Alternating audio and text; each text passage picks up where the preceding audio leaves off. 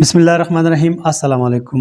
نن ان شاء الله مونږه د فرست ایئر د بایولوژي نه د سیکنډ چپټر نه په یو بل نوی ټاپک خبر کوو. پروټین د پروټین نه مونږه تیر چې کوم کاربوهایډریټس دي کاربوهایډریټس باندې مونږ په ډیټیل خبرې کړې دي. هغه ټوټل چې څومره لیکچر دي ما اپلوډ کړی دي. نن ان شاء الله مونږ په پروټین باندې خبرې کوو. نو پروټین هم زموږ سره مطلب یو بایولوژیکل مالیکول دی او بایولوژیکل مالیکول تاسو ته پته چې بایولوژیکل مالیکول موږ ته وایو. جناب اوس پروټین د ډیفینیشن ته وګورئ بیا به پکې خیري په تفصیل څه خبره کوو. پروټین اټ از ا بایولوژیکل مالیکول. دا پروټین زموږ سره بایولوژیکل مالیکول دی اینډ پولیمر او دا بایولوژیکل مالیکول زموږ سره پولیمر دی. دلته پولیمر لیکلی دی. پولیمر څه شی اوس به پکې خبره کوم. اف ریپیټینګ یونټس کالډ امینو اسید. دا چې کوم پولیمر دی پولیمر ته اوس لږ وګورئ. پولیمر زموږ سره مطلب یو غټ مالیکول ته موږ وایو پولیمر. پولیمر ته مونږه مایکرو مالیکول ویلی شو. مایکرو مالیکول زه به تاسو مثال درکړم. لکه فرض کړئ دا زموږ سره یو دیوال دی او دا دیوال زموږ سره مطلب د وړو وړو خښتو نه جوړ دی که نه. کلیر ده. نو دا ټوټل دیوال زموږ څه شی شو؟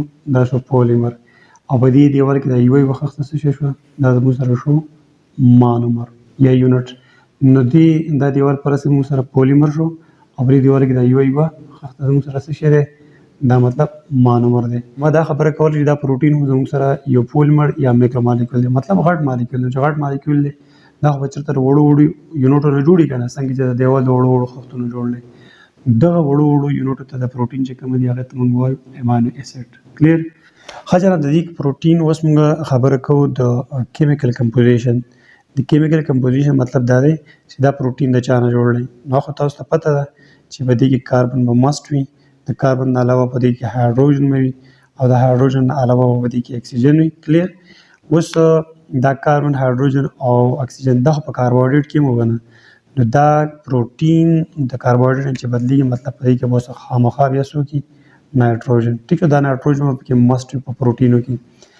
او بعضې داسې پروټین دي چې په هغه پروټین کې به ورسره سلفر هم وي. سلفر. اوس تاسو ته ما مخکې ویل چې پروټین مطلب یو میکرو مالیکول دی یا پولیمر دی. ټیک ده. نو د چې کوم وړه وړه یونټ یا مانومر دی هغه امینو اسید دی. نو موږ به نن انشاءالله امینو اسید باندې په تفصیل خبره کوو. نو چې امینو اسید موږ وپېژاندو مطلب موږ په حقیقت کې پروټین وپېژنو. ښه جناب زه اوس دلته لیکم سټرکچر آف امینو اسید. د امینو اسید سټرکچر به اوس موږ بیانو. نو دا یاد ساتئ په امینو اسید کې زموږ سره 5 شیونه کېدای شي. یو به پکې کاربن وي. ټیک شو. او دې کاربن ته موږ الفا کاربن وایو. یو شو. دویم به پکې زموږ سره کاربوکسایل ګروپ وي. COOH. دا څه شی شو؟ دا کاربوکسایل ګروپ شو. د دې نه علاوه به پکې زموږ سره وي امینو ګروپ او امینو ګروپ موږ په NH2 باندې شو کوو. او د دې نه علاوه پکې زموږ سره په دې کې په هایدروجن یو او د دې نه علاوه په دې کې R ګروپ وي. R ګروپ باندې اوس خبر کوو. دا ویریبل ګروپ وي. نو اوس تاسو دلته وګورئ چې زموږ سره مطلب یو امینو اسید جوړېږي څنګه. دی وګورئ. سپوز دا زموږ سره هغه کاربن شو. د دې الفا کاربن د پاسه دې طرف ته به زموږ سره د هایدروجن لګېدلی او دې طرف ته به زموږ سره لګېدلی COOH. دا به لګېدلی او دې لیفټ سایډ ته به مطلب د امینو ګروپ لګېدلی مطلب NH2 به لګېدلی د لیفټ سایډ ته. او د دې لاندې سایډ ته به څوک لګېدلی؟ دا R به لګېدلی. اوس دا R نه دی. دا R هر څوک کېدای شي مطلب ډفرنټ کېدای شي. تاسو دا خبره لږ په غور سره واورئ. لکه فرض کړئ زموږ سره چې کوم د انسان جسم دی نو د انسان په جسم کې دنده زموږ سره مطلب 20 قسمه امینو اسید دي. کلیر ده. دا 20 قسمه امینو اسید د یو بل نه مطلب بدللی. ښه جناب اوس دا زموږ سره یو امینو اسید دی که نه. نو دا 20 ټایپ چې کوم امینو اسید دا چې د یو بل نه بدللی هغه د دې R ګروپ په مدد سره بدللی.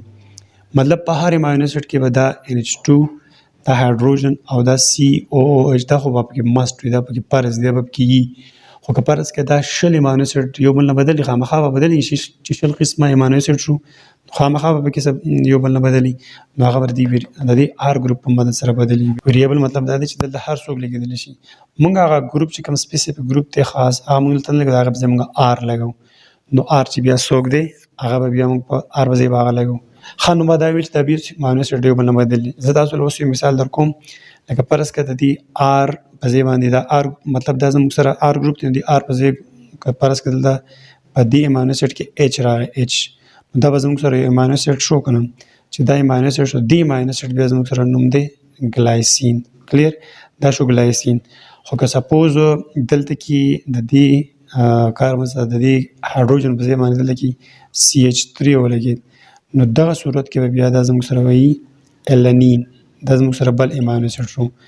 دغه څلور شیان د کاربن هایدروجن NH2 او COH دا خو به پکې لازمي خو دلته چې په دې سایډ باندې کوم چې R ګروپ دی هغه ویریبل دی هغه کې چې څوک لګېده د هغې په مناسبت سره به مطلب امینو اسید به بدلېږي. اوس دا کوم پروټین چې زموږ سره میکرو مالیکول دی غټ مالیکول دی وړو وړو مالیکول نه جوړ دی که نه امینو اسید نه لکه فرض کړه دا به زه یو امینو اسید شو کوم ټیک ده دا بل امینو اسید دا بل امینو اسید دا ډېر شی امینو اسید دی. نو اوس خبره دا ده چې دا یو مالیکول یا دا یو ورکوټی یونټ و دې بل یونټ سره په څه باندې تړلی شوی که نه د دوی په منځ کې به څه بانډ جوړېږي که نه دا امینو اسید د ده سره تړلی شوی دا به د ده سره داسې تړلی کېږي دا به داسې بانډ به جوړوي. نو اوس زموږ خبره دا ده اصل خبره چې کومه دا ده دا یو امینو اسید دی بل امینو اسید سره دا بل امینو اسید دی بل سره به څنګه تړلی کېږي دوی به دا بانډ څنګه جوړوي په دې به زموږ خبره لکه په تېر لیکچر کې تاسو مطلب د کاربوهایډریټ چې کوم ټاپک موږ ویلی دي هغه کې به مطلب یو ګلوکوز او د بل ګلوکوز سره ملاوېده که نه د هغو په منځ کې چې کومه بانډ به جوړېده لکه فرض کړه دا یو ګلوکوز دی او دا بل ګلوکوز دی دا بانډ به جوړېده که نه د دې بانډ نوم تاسو ته نوم معلوم دی ګلایکوسیډک بانډ. ټیک ده دغه شان به اوس د دې پروټین کې چې کوم امینو اسید دي د دې او دې په منځ کې هم یو بانډ جوړېږي ګورو چې دا بانډ څنګه جوړېږي.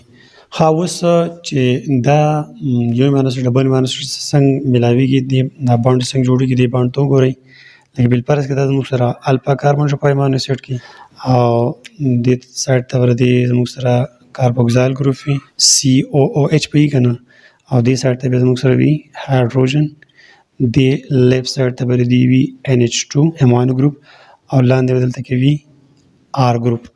اوس په دا لکه فرض کړه دا یو ګل دایره څوک شو کوي دا د یو کمپلیټ د امینو اسید دا شو کوي ښه جرام. اوس دا بله دایره مطلب دا بل امینو اسید نو دا امینو اسید دا امینو اسید همسې دا بانډ څنګه جوړ شوی دی دې ته اوس وګورئ نو داسې بل امینو اسید په زموږ سره دا وي که نه دا شو زموږ سره کاربن د دې الفا کاربن دې بره سایډ ته څنګه چې دلته هایدروجن دلته به دا هایدروجن وي دغه COOH دا به وي دې لاندې سایډ ته به R وي او دې طرف ته به NH2 وي. کلیر اوس دا خبره یاد ساتئ چې کله دوه امینو اسید په منځ کې بانډ جوړېږي ټیک ده چې بانډ جوړېږي نو د یو امینو اسید به COOH به د بانډ لپاره استعمالېږي او د بل امینو اسید به NH2 استعمالېږي. دا خبره به پکې تاسو لازمي یاد ساتئ.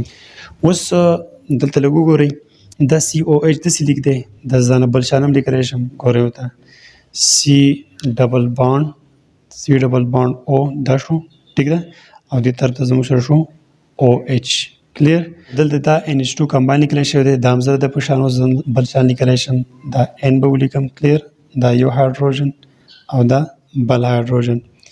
اوس دلته چې کوم دا کاربوکسایل ګروپ او دلته امینو ګروپ نو د کاربوکسایل ګروپ په OH د بانډ جوړولو لپاره استعمالېږي دا به زیرې دې ځای نه او دلته کې د دې دوه هایدروجن نه به یو هایدروجن ملاوېږي نو دې امینو اسید نه به OH قرباني ورکوي د بانډ جوړولو لپاره دا ټیک ده او دلته کې د دې امینو اسید نه به کوم هایدروجن سره دا دوه هایدروجن لګېدي دا یو هایدروجن به دې سره مطلب میلاو شي دا دې سره میلاو شو نو دلته کې یو هایدروجن د بل OH سره میلاو شو نو دوی موږ څه شی جوړوي دوی اوبه جوړېږي دا د کنډنسیشن عمل وشو که نه کنډنسیشن عمل ما تاسو ویل چې دوه وړو مالیکول به میلاوېږي یو غټ مالیکول به جوړېږي او په دغه ریزلټ کې به موږ سره اوبه جوړېږي.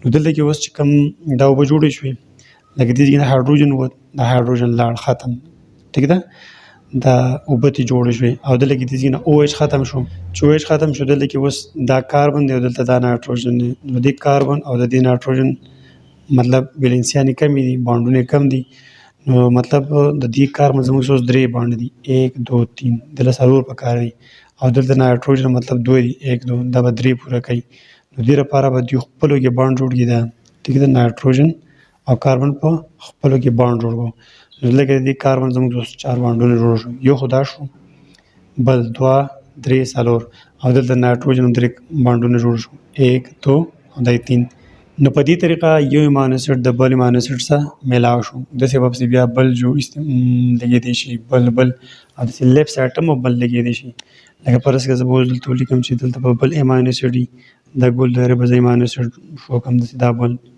او داسې دې طرف ته به بل امینو اسید وي داسې به بل امینو اسید وي ډېر شي کلیر. نو بهر دغه شان بانډ به د امینو اسید په منځ کې بخوا او یا داسې شاته ورته به جوړېږي. دا خو شو زموږ سره بانډ. اوس د دې بانډ نوم څه دی؟ د دې بانډ نوم زموږ سره دی پیپټاید بانډ. ښه جناب، اوس دا خبره پکې یاد ساتئ لکه کله چې زموږ سره مطلب یو پروټین په هغه پروټین کې زموږ سره مطلب 3 امینو اسید وي، ټیک شوه. چې 3 امینو اسید نو په دې 3 امینو اسید کې څو بانډونه شو؟ یو بانډ دا دی، اول بانډ دا دی که نه. نو 3 امینو اسید 2 بانډونه، دې ته به موږ څه وایو؟ دې ته به موږ وایو ډای پیپټاید. دوباره داسې پروټین چې په هغه کې 3 امینو اسید وي، نو چې 3 امینو اسید نو بانډونه خو به پکې خامخا بیا 2 وي. کلیر. نو دې ته به موږ وایو ډای پیپټاید، ټیک شوه. او اوس د دې نه علاوه بیا بل داسې پروټین چې په هغه کې زموږ سره څلور مطلب امینو اسید 1 2 3 4. دا کوم څلور امینو اسید نو په دې کې دا بانډونه څو دي؟ 1 2 3 3 دی پکې که نه. نو دې ته به موږ وایو ټرای پیپټاید. ښه، د دې نه علاوه که فرض که دا بانډونه دي دا پکې تقریبا سیوا کېده، نو چې څلور پنځه شپږ خو هر څومره بانډونه جوړوي نو هغه ته بیا موږ وایو پولیپپټاید بانډ. لکه ګورئ یو امینو اسید 2 3 4 5 شپږ اووه داسې پسې خو چې څومره لګي. نو اوس دلته وګورئ چې د دریو نه سیوا شو هغه په بیا ټول زموږ سره راځي په پولیپپټاید کې، او د پولي معنا ده ډېر، پولیپپټاید، او پپټاید بانډ دغه د اشاره ده. نو ګوره دوباره دویم ډای پپټاید به زموږ سره هغه چین اپ امینو اسید وي چې په هغه کې زموږ سره 2 بانډونه 3 امینو اسید وي پکې. دا یو امینو اسید دا بل او دا یو بانډ دا بل بانډ. ټرای پپټاید به هغه چین وي د پروټین داسې یو چین دی چې په دې کې به زموږ سره 4 امینو اسید وي، 3 به پکې بانډ وي. او پولیپپټاید چې دا بانډونه پکې د دریو نه سیوا شو هغه چې پکې هر څومره لګي دغه شو زموږ سره پولیپپټاید. نو دا زموږ سره نننی ټاپک شو، آسان ټاپک دی، دومره څه ګران پکې نشته. پروټین زموږ سره بایولوژیکل مالیکول دی او دا یو پولیمر دی، ټیک ده. پولیمر ما تاسو ته ویل چې دا مطلب یو غټ مالیکول دا وړو مالیکول نه جوړوي. ما تاسو ته دیوال مثال درکړه، لکه دیوال یو پولیمر شو او دا خښته پکې ورکوټي یونټ شوي یا مانومر. ښه، په دې پروټین کې اوس څو کوم یونټ لګېدلي؟ ریپیټینګ یونټ کالډ امینو اسید. په دې پروټین کې موږ سره امینو اسید لګېدلي. یا ما تاسو ته پروټین کمپوزیشن ووایي چې پروټین د چا نه جوړي؟ نو پروټین مطلب د کاربن، هایدروجن، اکسیجن او د نایټروجن نه جوړي، ټیک شوه. او کله پکې ورسره بعضو پروټینو کې سلفر وي. بیا موږ د یو امینو اسید په سټرکچر باندې په ډیټیل خبره وکړه. په امینو اسید کې به زموږ سره 5 شیونه کېدای شي. یو به پکې کاربن وي، یو به پکې هایدروجن وي، یو به پکې کاربوکسایل ګروپ وي، یو به پکې آر ګروپ وي، بل به پکې NH2 امینو ګروپ وي. بیا د یو امینو اسید او د بل امینو اسید په منځ کې به بانډ څنګه جوړېږي هغه بانډ ما تاسو ته ووایم. نو په دې کې به د یو امینو اسید COOH استعمالېږي، مطلب کاربوکسایل ګروپ، او د بل امینو اسید به امینو ګروپ استعمالېږي. ښه، نو بیا دلته کې که فرض که داسې یو چین وي د پروټینو چې په هغه کې 3 امینو اسید 2 بانډه، نو ډای پیپټاید به ورته وایو. بیا داسې چین اپ امینو اسید چې په هغه کې 4 امینو اسید 3 بانډه 3 پیپټاید بانډ، نو هغه ټرای پیپټاید. او چې 3 بانډونه پکې سیوا کېدله خبره هغه ته به موږ وایو پولیپپټاید بانډس. نو زه امید کوم تاسو به په دې ټاپک پوه شوي. انشاءالله بیا ملاقات کېږي. تھینک یو، الله حافظ.